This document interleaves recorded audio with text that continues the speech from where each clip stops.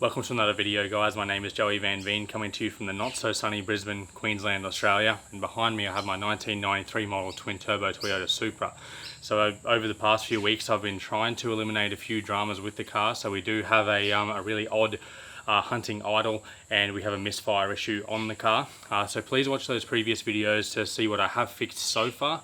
In this video, seeing as I have fixed a fair few problems, I will be changing the spark plugs on the car. I'm also going to be checking out the 3 different sets of coil packs that I have for the 2jzgte motor. I'm going to try and eliminate any issues there with spark as well. So yeah, please watch this video, give it a like if you do like it, comment down the bottom if you have any feedback on the video, and subscribe to the channel if you do like what you see at the end of the video. Just before we get into this video as well, guys, I just wanted to make the announcement that I have purchased a microphone. I am currently recording off my Rode Video Mic Pro Plus. I think that was pretty good for a first take. Watching all the reviews on this microphone, everyone struggled to say the Rode Video Mic Pro Plus very quickly. It's a bit of a tongue twister. So anyway, guys, let's get to the video.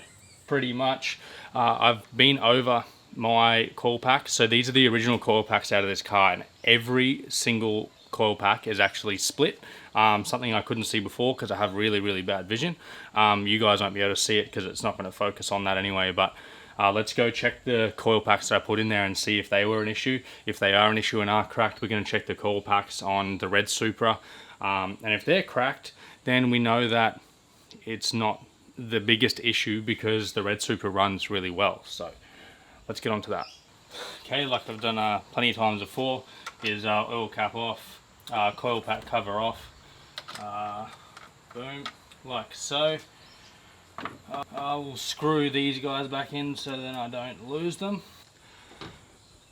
Alright guys, what I'm going to do as well, I'm going to check all the coil pack connectors just to triple check pretty much. I know I've checked them before, but hey, did I go over them really thoroughly? Clearly not, because I didn't notice coil packs before, so let's do that. So far they're looking, number 1's pretty good, number 2 is looking pretty good, number 3 is looking pretty good. Alright guys, yeah, they're all looking pretty good so far, so hopefully they're not an issue.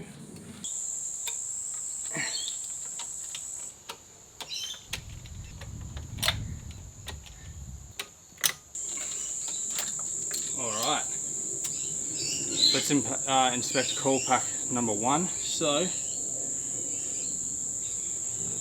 this one is split, even worse than the other one, and split, even worse than the other one. So I think that's going to be the consensus across the board, but we'll pull them out and just triple check. Oh, awesome.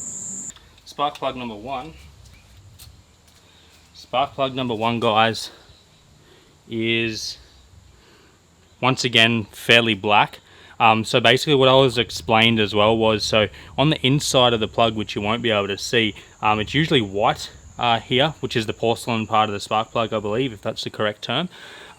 So pretty much if that gets too much carbon on there, and then apparently it doesn't allow for good spark, and the spark is erratic and whatever. So I'm going to change the plugs anyway, and yeah, we'll see if this carbon fouling is common across all 6 spark plugs. Quickly show you guys here what I mean. So as you can see, the inside of that spark plug, you might be able to see there. Let's go here. Anyway, inside of that plug is white, not black. So let's put these in. Oh my god. Let's pray that it doesn't rain on this new microphone, because it was expensive. Spark plug number 3, a little bit, actually a lot better than the rest, and it has started to rain. Oh dear, let's put this thing under here. So a little bit better, but we're still doing new plug. So I know this might seem really simple for some of you guys who have been doing this for a long time, but pretty much the reason I'm putting these new plugs in straight away is because I don't want to leave the spark plug holes open to let anything get down in there. Just for any of you, I know, younger guys or guys that don't really work on cars, that are here for a bit of entertainment, just thought I'd let you know. Alright, spark plug number 4 is definitely better than the rest, so number 1 and 2 are the bad ones so far. But we have spark plug number 5, which is little bit better than those first two, but still not so great. Alright, we have spark plug number 6 that I cleaned up, and there is no issues. Well, not no issues, but basically that guy there hasn't fouled up like the rest of them. So it was only those first two, which, who knows? I'm not a mechanic, so I don't really know. Was it the core packs? We'll find out. Alright, let's tighten these guys up.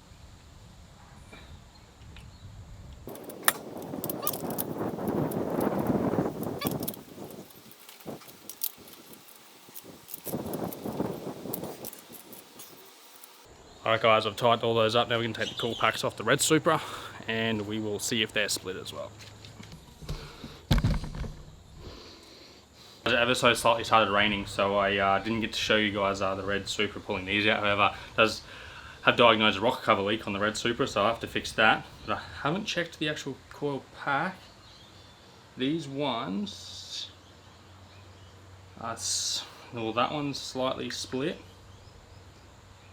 Yeah, and this one's fully split too, so I know that that one did have a little bit of a stumble every now and then, but nowhere near as bad as these ones. So I'm going to go with the better of the lot over here instead of pulling all the rest of those out, and yeah, let's see what we come up with. Whoops, alright, smashed the camera against the A-pillar there. That wasn't good. So we're up to pressure. I'll leave this open. Alright, clutch in, where are we?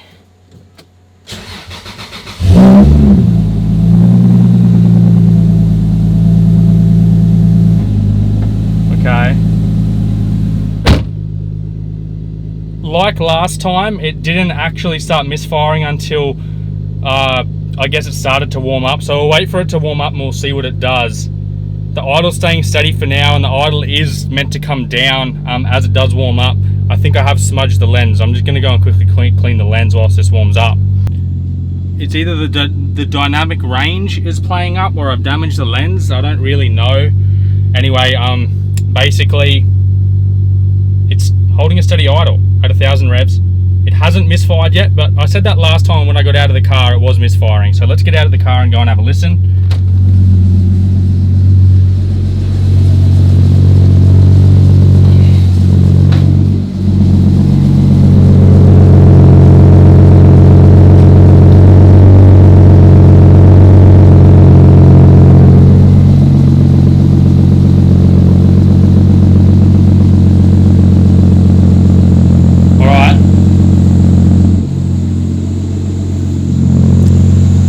Guys, it doesn't seem to be misfiring so far. It sounds pretty good.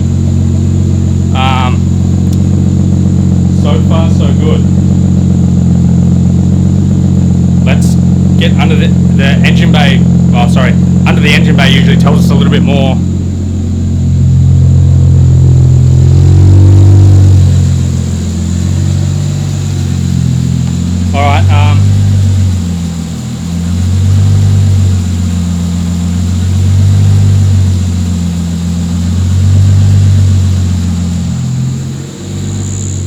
Alright, so it isn't misfiring anymore.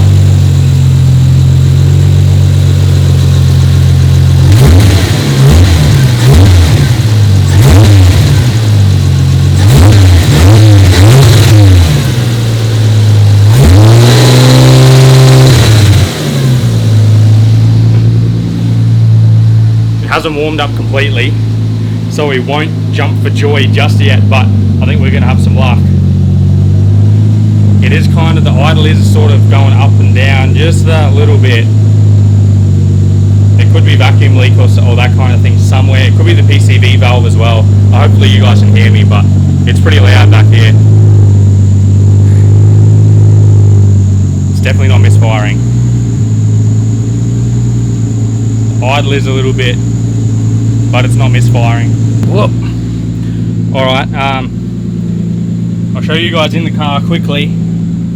I don't know what that is. I think, yeah, the dynamic range isn't really cool, but anyway, I'll show you guys quickly here, just the idle. So that's him there. As you can see, if we can get some focus, it's jumping just that little bit.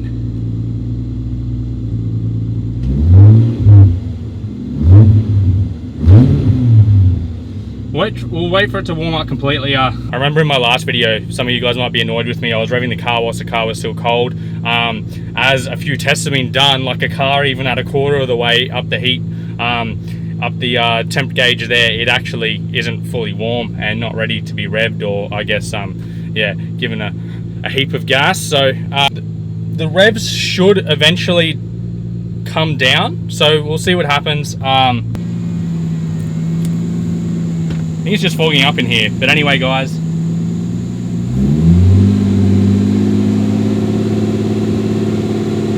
it's not breaking up.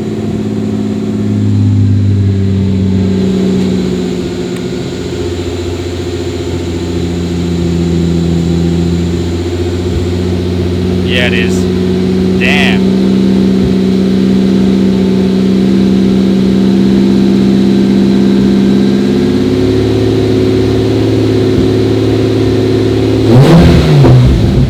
Yeah, it's still popping. You guys would have heard that, so I can't jump for joy just yet.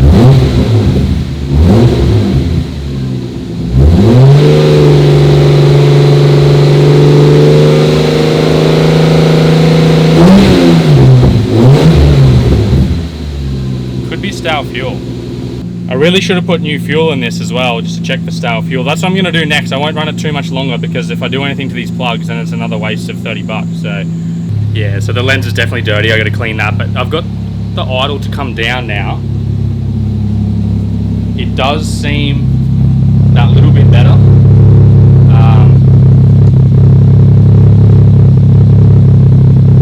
Definitely seems that little bit better, doesn't it?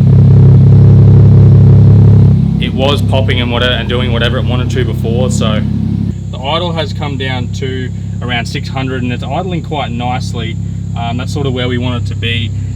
Definitely no issues there. So yeah, as you guys can see, it's idling quite nicely at 600 there, so we got no issues there. So it's not stumbling, there's no issues, it's running. I'm actually really happy. I'm sort of still not 100% sold, so what I want to do, what I'll do, I'll quickly turn this off, so then you guys can probably hear me a lot better now. So pretty much what I want to do, I think that I have solved the issue of that misfire. So yeah, something as simple as spark plugs, but just like sort of, I guess, like Michael said to me, was that all those other issues, so the O2 sensor, the NOx sensor, and that throttle position sensor, so all those issues, and for the car running for so long with those issues, has obviously failed the plugs. So yeah, I'm pretty glad that that has, fingers crossed, sorted that issue. What I'm going to do before I do get it registered on the road, I really want to, well, we've got to get the front end stuff painted, I really want to bonnet. And what I'm going to do, I think I'll bring it somewhere just to get them to sort of have a look over the car. Maybe throw it on the dyno and just sort of just check all your, I guess, my air fuel ratios and all that kind of stuff. I really don't want to blow the car up. I just want to drive it and cruise. So, well guys, I thought that I fixed the issue. I didn't fix the issue. It's definitely still misfiring. The weird thing is that when the car was running, it was idling at 1,000, shut the car off, turned it back on, the idle came back down to 600. Then now it's yeah, I don't know. And then when I turn it off again and then turn it back on, the car basically just started misfiring again. So I got no idea. I don't know where to go from here. Whether it's a vacuum leak or something like that. Could still be that O2 sensor. I don't really know, guys. Something else that I've noticed is that I've pulled spark plug number 1 out of this car and it's very clean. So I'm going to check all of them. I'm going to check all 6 plugs and see which one isn't, and that might actually indicate which cylinder is playing up. So yeah, let's just have a look over those and we'll see what happens from there. Alright guys, you won't be able to see in camera, but basically cylinder 5 and 6 had these little brown spots on there, but none of the others did. So I don't know if that had to do with that last coil pack maybe, but I'm just going to swap the coil packs over from the red one anyway and see what it does. Yeah, I'll put a photo up on the screen of what it looked like, and yeah, send it to a couple of mates, see what they think, but we'll see what happens with these new coil packs.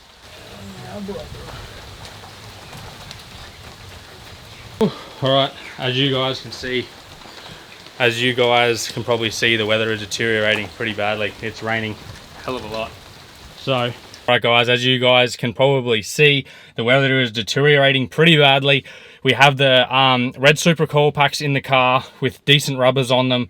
I've just put those plugs back in as they were, so the mist might still be there, but we'll just see what happens. I mean, it could be those coil packs are all bad. I honestly don't know, so let's see what it does.